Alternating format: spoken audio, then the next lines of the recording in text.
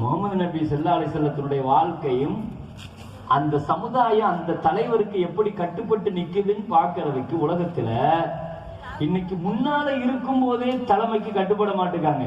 ஆனால் அவர் இறந்து எத்தனை வருஷம் ஆயிடுச்சு, அந்த சமுதாயம் இன்னைக்கு வரைக்கும் ஹஜ்ஜில கட்டுப்பட்டு கட்டுக்கோப்பாக நிக்குதுங்கிறார்.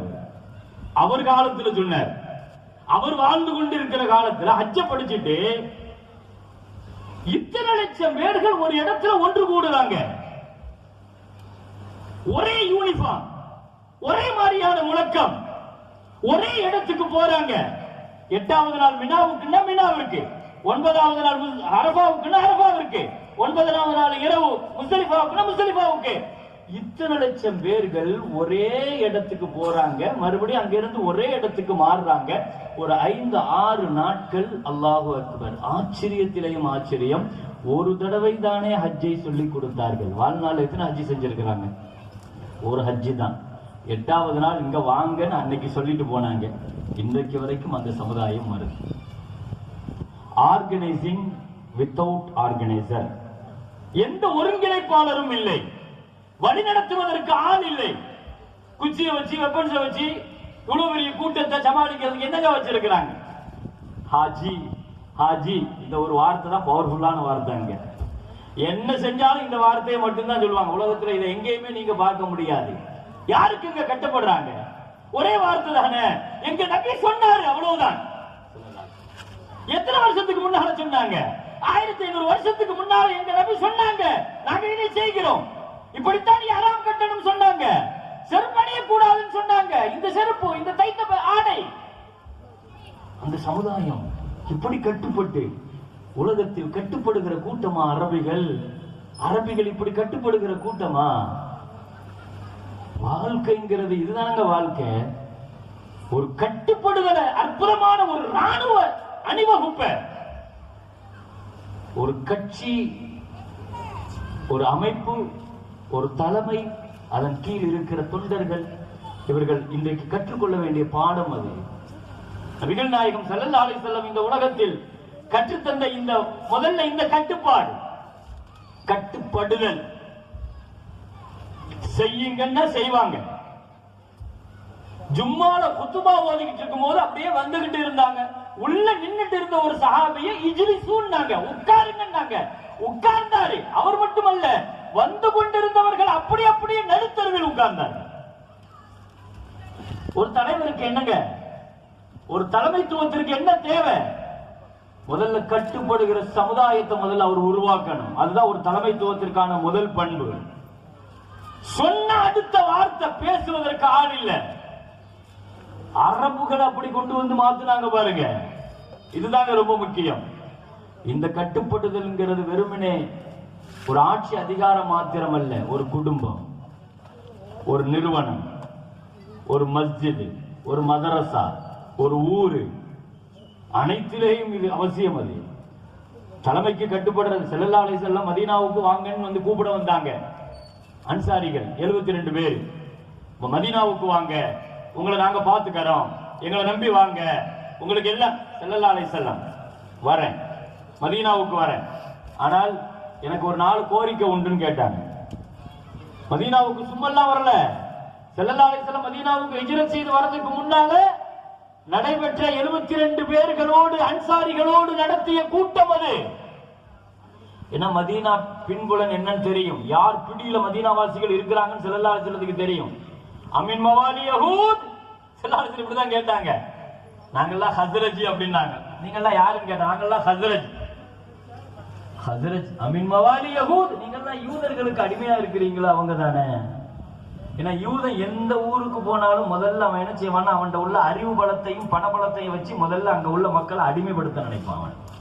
அவனுடைய பிறவி சுபாவம் அது. அவனுடைய பிறவி சுபாவம் இன்னைக்கு வரைக்கும் அவன் அதைத்தான் செய்யறான். உலகம் முழுக்க அறிவையும் பொருளாதாரத்தையும் அவனுடைய அந்த ஆளுமையை கையில எடுத்துட்டு இன்னைக்கு உலகத்தை அடிமைப்படுத்துற வேலையை தான் பார்த்துட்டு இருக்கிறான். கிட்டத்தட்ட அரபுலகத்தை அடிமையா தான் வச்சிருக்கிறான். அரபுலகத்தை அடிமைப்படுத்தி தான் வச்சிருக்கிறான். பேச முடியாது.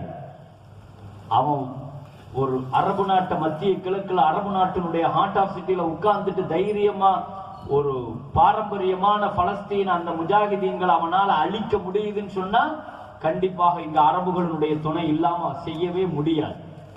ஏன் மகாதீர் முகமது ஒரு தடவை சொன்னார், நம்ம இடத்துல எல்லாம் இருக்குது, பணபலம் இருக்குது, கனிம வளம் இருக்குது, தாவர வளம், நீர் வளம், எல்லா வளமும் இருக்குது. ஆனா இதெல்லாம் ஒருங்கிணைங்கிற அளவுக்கு உண்டான ஒருங்கிணைப்பு நம்மள்கிட்ட இல்லைன்னு அவர் சொன்னார். அன்னைக்கு எல்லாம் வச்சிருக்கிறான். அன்னைக்கு என்ன இல்லை, என்ன இல்லை, இன்னைக்கு அந்த ஆர்கனைசிங் தான், அந்த கட்டுப்படுதல் தான், அதற்கான தலைமை தான். அரபுலகத்தில் ஒரு தலைமை புறப்பட்டு வந்துச்சுன்னு வைங்க, எதிரிகள் சிதைக்க வேண்டாம், இவனே அதை தட்டி விட்டுருவான். அதைத்தான் இன்னைக்கு வரைக்கும் செஞ்சிட்டு இருக்கிறான். அதுக்கு அவன் வச்சிருக்கிற பேர் நேஷனாலிட்டி. என்னைக்கு அவன் அரபு முஸ்லீமுன்னு பிரிச்சானோ அன்னைக்கே இஸ்லாத்தினுடைய அடிப்படை அவன் வேரோடு அறுத்தெறிஞ்சிட்டான். திட்டமிட்டு இஸ்லாமிய உலகத்தை துண்டாடுவதற்கும் சிந்தாபின்னமாக்குவதற்கும் பயன்படுத்தப்பட்ட வார்த்தை தான் நேஷனல் அரப் முஸ்லீம், அரபிய தேசிய முஸ்லீம்னு சொல்லிட்டு, நீ அரபு நாட்டு முஸ்லீமோ, நீ ஆப்பிரிக்கா முஸ்லீமோ, நீ இந்திய முஸ்லீமோ, என்னைக்கு இந்த நேஷனாலிட்டியை பிரிச்சான்களோ திட்டமிட்டு இதனுடைய பின்னணியில் இருந்த சூழ்ச்சிக்கு முஸ்லிம் சமுதாயம் பலிகடாவாக ஆகும். எதை இழந்துட்டோங்கிறது தெரியுதா? வாழ்க்கையில ஸல்லல்லாஹு அலைஹி வஸல்லம் சொல்லி கொடுத்த தலைமையும் அந்த தலைமைக்கு கட்டுப்படுகிற இதையும் இன்னைக்கு சமுதாயம் இழந்து போச்சு. அதை விட்டதனுடைய விளைவுகள் தான் இன்னைக்கு. நீ எந்த துறையில பெரிய ஆளா, எந்த துறையில நீங்க ஜாம்பவானாக இருந்தாலும் ஒண்ணுமே செய்ய முடியாது, ஒண்ணுமே செய்ய முடியாது. கல்வியில நான் அதை தொட்டுட்டேன், இதை தொட்டுட்டேன், பொருளாதாரத்தில் இவ்வளவு பெரிய வலிமை, எந்த வலிமையும் உண்டாக்குங்க, கட்டமைப்பு சீர்குலைஞ்சு கிடக்குற. ஸல்லல்லாஹு அலைஹி வஸல்லம் அந்த கட்டமைப்பு உருவாக்குறதுல பாடுபட்டாங்க. நான் சொன்னா நிக்கணும், நான் சொன்னா உட்காரணும். உமர் ரலியல்லாஹு அழகாக சொல்லுவாங்க, ஜமாஅத் இல்லாம இஸ்லாமே இல்ல, ஒரு கூட்டமைப்புங்கிறது இல்லாம இஸ்லாமே இல்ல, தலைமைக்கு கட்டுப்படுதல் இல்லாம ஜமாஅத்தே இல்லைன்னா. இன்னைக்கு நம்மளுடைய பிரச்சனைகள் என்னங்கிறத உங்களை கவனப்படுத்த விரும்புறேன். நம்மளுடைய பிரச்சனைகள் என்னங்கிறத யோசிக்கணும்.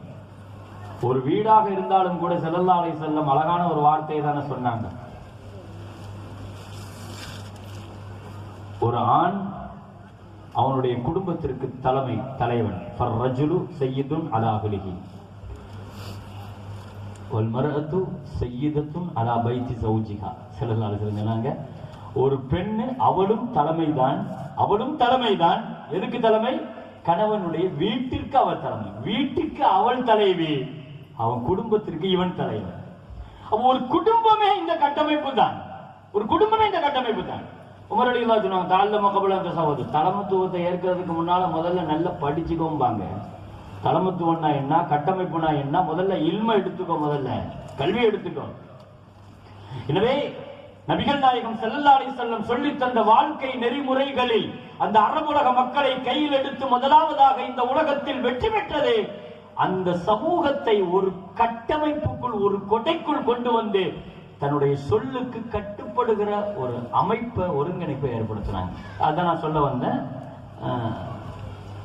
மதீனால 72 அன்சாரிகள் ஹஸ்ரஜ், நீங்க யார் ஹஸ்ரஜ் தானே கேட்டாங்க. ஆமா. யூதர்களுடைய பிடியில இருக்கிறீங்களா? அவங்க தானே. ஆமா, யூதர்களுடைய பிடிதான். அன்னைக்கு சண்டை அவங்க கையில தான் இருந்துச்சு. மதீனாவுடைய பொருளாதாரம் அவங்க கையில தான். பூரா வட்டியை கொடுத்து வச்சுட்டு அந்த மக்களை பூரா அடிமைப்படுத்தி வச்சிருந்தாங்க. ஸல்லல்லாஹு அலைஹி வஸல்லம் அப்ப சொன்னாங்க, அழகான ஒரு வார்த்தை சொன்னாங்க, நான் வர மதீனாவிற்கு எனக்கு ஒரு 4 விஷயங்களை செஞ்சு தரணும். முதல்ல தம்னஊனனா வ அப்னாஅனா வ நிசாஅனா, எனக்கு பாதுகாப்பு கொடுக்கணும். எனக்கும் என் குடும்பத்துக்கும் முதல்ல என்ன செய்யணும்? செக்யூரிட்டி, பாதுகாப்பு ரொம்ப முக்கியம். நீங்க கொடுப்பீங்களான்னு கேட்டாங்க. ரெண்டாவது கேட்டாங்க, அலைக்கும் பிஸ்ஸம்இ வத்தாஆ, நான் சொன்னா என் சொல்லுக்கு கட்டுப்பட்டு நிக்கணும். கட்டுப்பட மாட்டேன்னு சொன்னா விட்டுருங்க. நீங்க என்ன கூப்பிடுறீங்க உங்க ஊருக்கு, எனக்கு நீங்க கட்டுப்படணும். மூணாவது அல் இன்ஃபாக், என் தீனுக்கு நீங்க செலவு பண்ணணும். நாலாவது வலா தஅഖுதுகும் ஃபில்லாஹி லௌமத்த லாயிம், பொது காரியங்கள்ல இறங்கி நம்ம வேலை செய்கிற பொழுது 4 பேர் 4 விதமா சொல்லத்தான் செய்வான், பேசுவான். அதெல்லாம் பார்த்துட்டு ஒரு நல்ல காரியமும் செய்ய முடியாது. அதெல்லாம் பார்த்து தூக்கி எறிஞ்சிட்டு நம்ம விமர்சனங்களை ஜெயிச்சுட்டு பணிகள் செய்யணும். இந்த 4 தான் கேட்டாங்க அன்சாரிகள்கிட்ட. இந்த 4 தான் கேட்டாங்க. எனக்கு தலைமையும் தலைமைக்கு கட்டுப்படுதலும் வேணும் என்று கேட்கிறார்கள். சரின்னு ஒத்துக்கிட்டாங்க. ஆனா அன்சாரிகள் ஒரே ஒரு ரிக்வெஸ்ட் வச்சாங்க, யார சூழல்லா, நீங்க கேட்கிற பாதுகாப்பு கொடுக்கிறோம், அல்ஹம்துலில்லாஹ் கொடுத்தாங்க பாதுகாப்பு.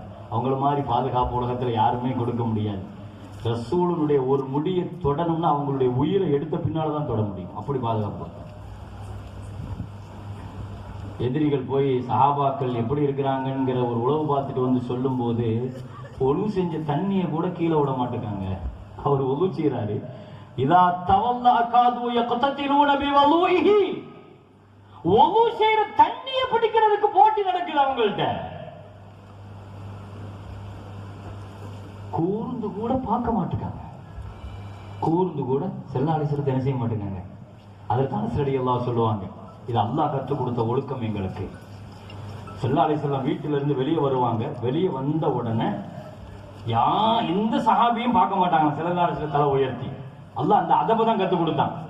முதல்ல தலை உயர்த்துறது அபூபக்கர் ரலியல்லாஹு, உமர் ரலியல்லாஹு, ரெண்டு பேரும் தான் உயர்த்துவாங்க. கானா யதபஸ்ஸமானி வ யதபஸ்ஸமு ரசூலுல்லாஹி ஸல்லல்லாஹு அலைஹி வஸல்லம் இலை. ரெண்டு பேரும் ஸல்லல்லாஹு அலைஹி வஸல்லத்தை பார்த்து சிரிப்பாங்க, ஸல்லல்லாஹு அலைஹி வஸல்லம் அவங்களை பார்த்து சிரிப்பாங்க. மற்ற சஹாபாக்கள் எல்லாம் அமல் ரெண்டாவது, அதபு தான் முதல்ல. அல்லாஹ் அப்படிதான் சொல்லி கொடுத்தான். ஒழுக்கத்துக்கு சின்ன கீரை நீ விழுந்தாலும் அந்த அபத்தை அமாலுக்கும் அமலை பூரா அழிச்சிட்டு அனுப்பிடுவான்ட்டான் அல்லாஹ் தஆலா. நீ 100 ஹஜ் செஞ்சிருந்தாலும் ஸல்லல்லாஹு அலைஹி வஸல்லத்தினுடைய ரவுதால போய் நின்னுட்டு, ஸல்லல்லாஹு அலைஹி வஸல்லத்துக்கு முன்னால போய் நின்னுட்டு அதபு குறைவாக இன்னைக்கு சர்வசாதாரணமாக அங்க இருந்து செல்ஃபி எடுக்கிறது, போட்டோ எடுக்கிறது, வீடியோ எடுக்கிறது, இதுல மட்டும்தான் கவனம். அந்த அதபுகள் மேல கவனமே கிடையாது பெருமக்கள். அல்லாஹ் பாதுகாக்கணும். அந்த இடங்கள் அதற்கான இடம் அல்ல. அது உச்சபட்சம், உலகத்துல உச்சபட்சமான ஒரு ஒழுக்கம் பேணப்படுகிற ஒரு இடம் இருக்குமானால் அது அந்த இடமாகத்தான் இருக்கும். அது அந்த இடம் தான் பெருமக்கள்.